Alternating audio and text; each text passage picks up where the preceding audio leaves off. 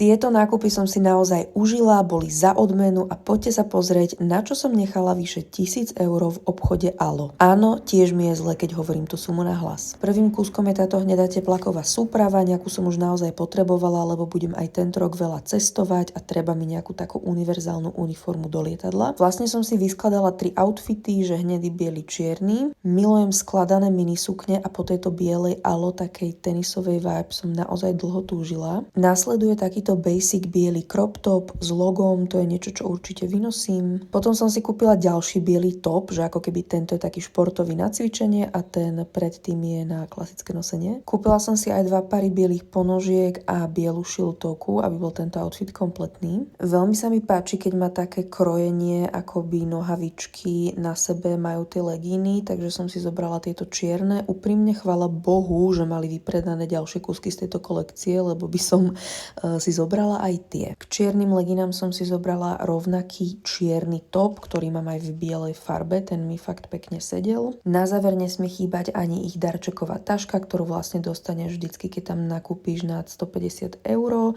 takže som ich mohla mať aspoň 5, mám jednu. Ďakujem. Akože ja sa strašne teším z toho nákupu, len ma baví byť ufrflaná.